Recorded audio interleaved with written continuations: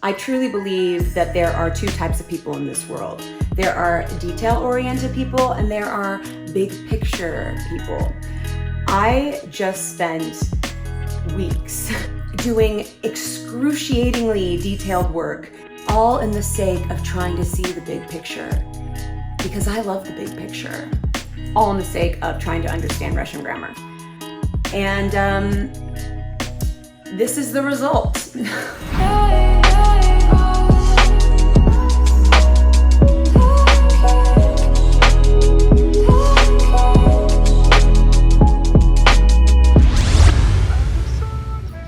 Пошла жара! Чё я, блядь, по тексту должен говорить? This is non-alcoholic, by the way. Pepsi bottle, a Coca-Cola glass. I don't give a damn. I wish it was alcoholic though, oh my god. Actually, no, don't drink in Russian. It's just a terrible idea. Or is it? All right, welcome to the video where I try to explain the unexplainable. Today's video is actually going to be about how I'm trying to approach Russian grammar, learning Russian grammar, I should say. The traditional ways of studying grammar in general are pretty academic and involve usually a lot of tables and graphs, a lot of things out of context.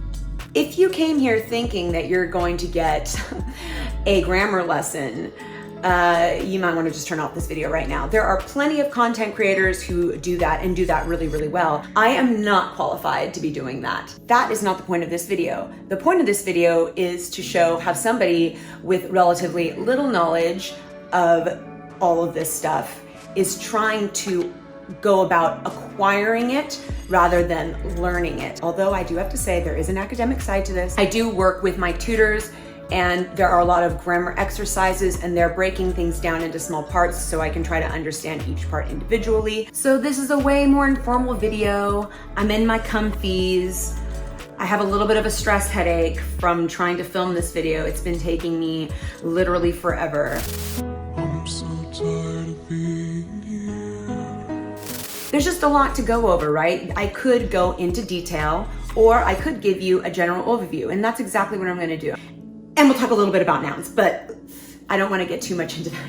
So moving on. I did touch on this a little bit in my last video as well. I mentioned how Peppa Pig was one of my favorite resources when trying to learn Russian. It's very difficult to find material and a lot of it at a level that is like right for me right now. What I spent years of my life, it seems, trying to accomplish is what I have in my hands right now. Essentially what it is a script. A script of one of the Peppa Pig episodes that I will link in the description below called Moja Machinu, and I've broken down this script into parts. I have the original English translation from the original Peppa Pig episode, which was done in English, obviously. I have the Russian Cyrillic, the Russian transcript of the episode in the Cyrillic script. All of the episodes I could find on YouTube of Peppa Pig, and there are many, come with automated Russian subtitles, but they're wrong.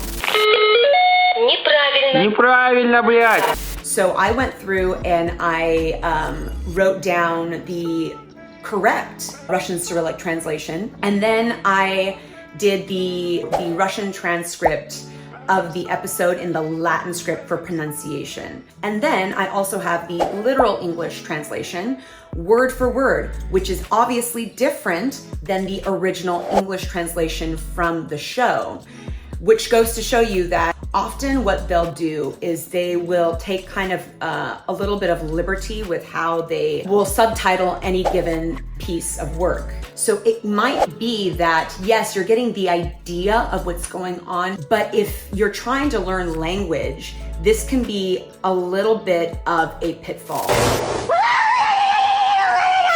Or at the very least, it's a little bit confusing. So that's why I have a word-for-word literal translation of the Russian version into English. And then under that was the hard part. Please don't come after me if you find mistakes on this document.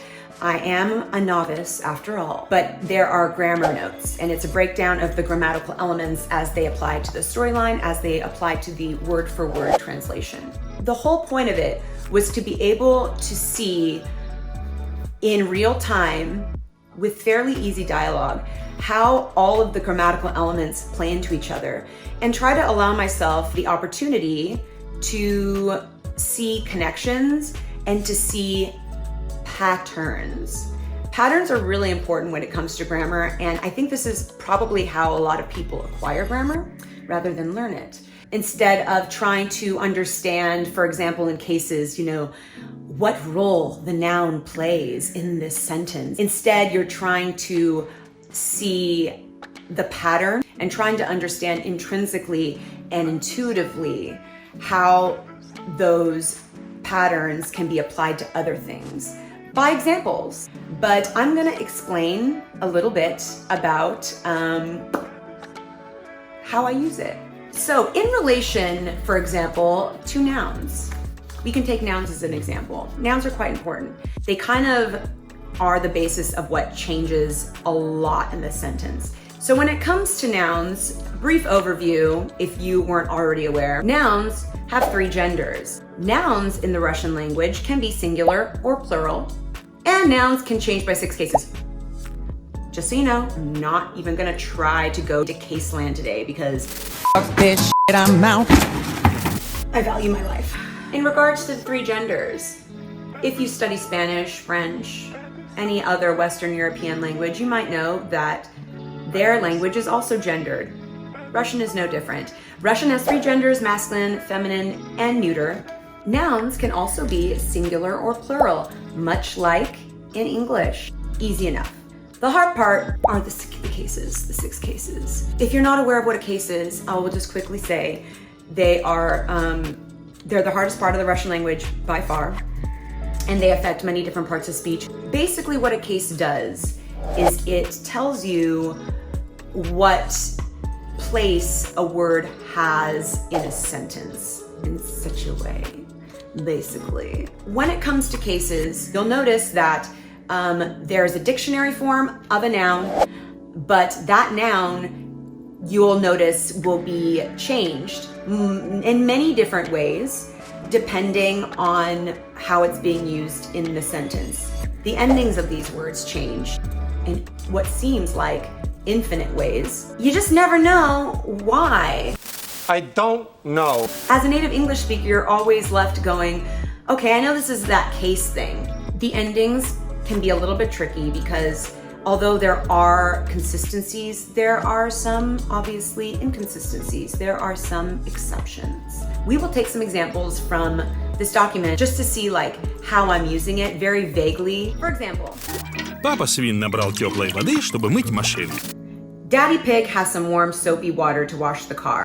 Or literally translated, Dad Pig gained warm water in order to wash car.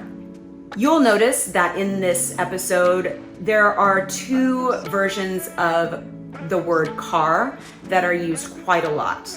There is mashina and mashinu. So if you're watching the episode and you know the dictionary standard form of the word car, like the basis of the word car, is mashina, otherwise known as the nominative case, you'll know, oh, that is that word, but it's with a different ending, so it has to do with that case thing, right?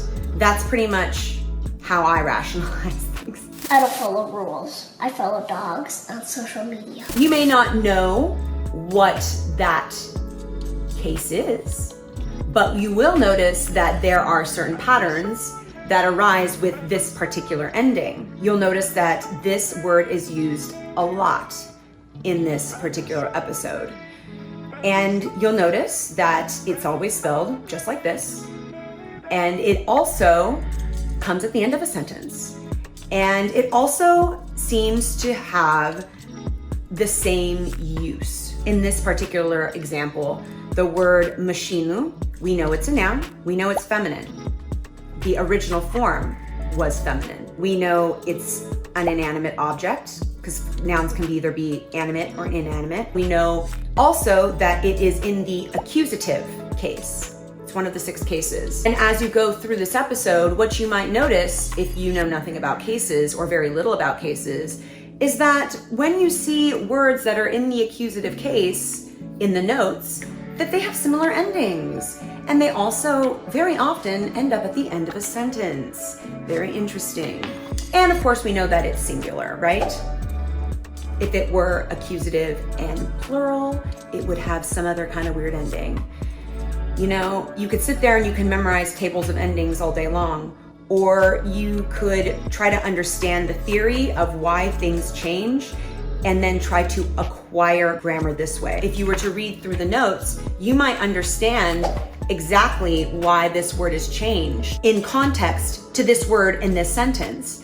That helps you in the future to be able to connect the dots, or to intuitively maybe eventually know how to maybe change a word that you have never used before in a different case. For example, maybe you know the nominative case of that specific noun, but you know, grammar acquisition would be about being able to sense how to change that without ever actually looking at a grammar table for that specific word.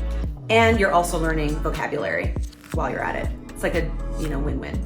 The next example, you also see the word machina in the nominative case, right? Used quite a bit. For example, when Mama Svin says, Что за чистенькая машина? what a lovely shiny car. Or the literal English translation was, what a clean car. She uses the word machina. It comes at the end of the sentence also, but it is in the nominative case. And if you go through the notes, you will see that it's a noun, of course. It's singular, it's feminine, it's an inanimate object, and it's in the nominative case. Now, if you really wanted to, you could look up some videos on YouTube of plenty of really qualified YouTubers that make awesome videos describing in detail each one of the cases. Ну чего здесь, а мы вдвоем с тобой сидим, правильно? Да? Здесь я. Кто тебя научил так говорить? Здесь я. А? Здесь, ёпта. Блядь, надо говорить правильно. And you could go through this document and be like, oh, interesting. I want to know about the prepositional case. So you would go learn about the prepositional case from one of these videos. Then you would take that knowledge and you could then understand how it is applied to this text and to many other things, obviously. We also see the word machina, another version of the word car. Да уж, в машинах я разбираюсь. When Papa Svin says, yes, I'm a bit of an expert at these things. Or in the literal English translation, yes, well, in cars, I am an expert. And then you will go into the grammar notes that are listed down below, and you will see that it is a noun, of course. This time it is plural. It is obviously feminine. It is inanimate, of course. It is now in the prepositional case. And at the bottom, I wrote of machina. We want to know what this word was derived from. What's the original form of this noun? I want to give a little disclaimer about this. I think when I transferred from a Word document to a PDF file, it kind of messed up some of the spacing. I really didn't want that to happen. I was like having a little bit of a breakdown over that. I will probably be watching this Peppa Pig episode many, many times, over and over, and I will be referring to this. I will be listening to it without it. I will be going back to it. I will be trying to internalize some of those grammatical nuances. Now, knowing what I know from an academic perspective, being able to dive deeper into each of these elements, because obviously all of the information is right here. So that was what I wanted to talk about today. I will be taking some time off, however, because I'll be leaving for Ukraine in like 10 days or something. So that is going to conclude this video. Until next time, you guys, thank you so much for watching. Don't forget to like and subscribe, all that good stuff. Leave a comment, especially if you see any errors in the PDF. Please correct my mistakes. I would really appreciate it. And happy Easter, and we'll see you in the next video. Bye.